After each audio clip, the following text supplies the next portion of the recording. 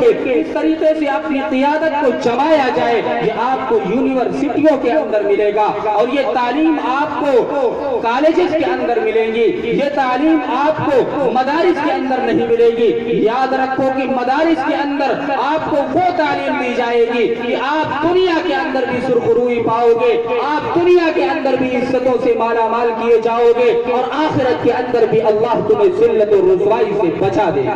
میرے عزیز دوستوں اور بزرگوں، اس لیے اگر تم یہ چاہتے ہو کہ تمہارا بچہ اللہ کو جاننے اور پہچاننے والا بن جائے، تمہارا بچہ رسول اللہ کی سنتوں کو جاننے والا بن جائے، تمہارا بچہ نبی اکرم صلی اللہ علیہ وسلم کے فرمان کو زندگی گزارنے والا بن جائے، یاد رکھو کہ تمہیں مدارس کے اندر اپنے بچے کو بھیجنا پڑے گا۔ اور دنیا کی جتنے کالجز اور یونیورسٹیاں ہیں اس کے اندر دنیا میں رہنے کا طریقہ سکھلایا جاتا ہے، صرف اور صرف مدارس اسلامیہ اور مکاتب دینیہ تنہا وہ جماعت ہے علماء کی جو آخرت کے بعد کی زندگی کے بارے میں آپ کو سبق پڑھاتی ہیں اور آپ کو سبق سکھلاتی ہیں اور آپ کو باتیں بتلاتی ہیں۔ آپ کو یہ بات بتلائی جائے گی کہ قبر کے اندر تمہارے ساتھ کیا سوال کیا جائے گا اور قبر کے بعد تمہارے ساتھ کیا حال کیا جائے گا۔ اس چیز کی فکر اور اس چیز کی باتوں کو اس کو بتلا کی قوم ہے،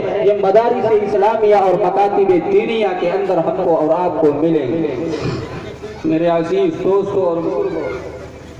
آپ غور کرو اور سوچو کہ اللہ رب العزت نے ہم کو اور آپ کو مدارس دیا، اس کی بنیاد کی طرف اگر ہم اور آپ نظر اٹھا کر کے دیکھیں تو پتہ یہ چلتا ہے کہ اس کی بنیاد ہی اسی لیے پڑی تھی کہ ہم مجاہد باپ کی اولاد کو مجاہد پیدا کر کے اور قوم کے حوالے کر دیں۔ جو مولانا قاسم نانوتوی، مولانا حسین احمد مدنی جب 1857 کا غدروان کو آزاد کرانے کے لیے اور نفرت کی سیاست کو ختم کرنے کے لیے مسلمانوں اور ہندوؤں کو ملا کر کے جو جنگ لڑی گئی تھی 1857 کے اندر، اس جنگ میں بدقسمتی سے ناکامی ہوئی، لیکن جنہوں نے جام شہادت نوش کیا تھا ملک کے لیے، اپنے ملک کو آزاد کرانے کے لیے اور غدار وطن سے اس ملک کو چھیننے کے لیے جنہوں نے کوششیں کیا تھا اور وہ پھانسی کے پھندے پر چڑھ گئے تھے اور انہوں نے جام شہادت نوش کر لیا تھا، ان کی اولادوں کا یہ حال ہوا کہ ان کی اولادیں روڈ پر نکل کر کے بھیک مانگنے پر مجبور ہو گئی، اور ان کی بیوہ گھر کے اندر رہ کر کے کام کر کے اپنے پیٹ کو پالنے پر مجبور ہو گئی، اس لیے کہ ان کے شوہر وہ جنگ کے اندر شہید ہو گئے، اپنے وطن کی محبت کو لے کر کے جنگ کرنے کے لیے گئے اور وہ جا کر کے اس میں شہید ہو گئے۔ تو یہ لوگ روڈ پر آ گئے اور ایک جماعت یہاں سے اٹھی اور اس نے کیا کرنا شروع کیا کہ جب دیکھا کہ ان لوگوں کے پاس کھانے کے لالے پڑے ہیں، جب دیکھا کہ ان لوگوں کے پاس روٹیاں نہیں ہیں، جب دیکھا کہ ان لوگوں کے پاس کھانے پینے کے ساز و سامان نہیں ہے، تو سوچا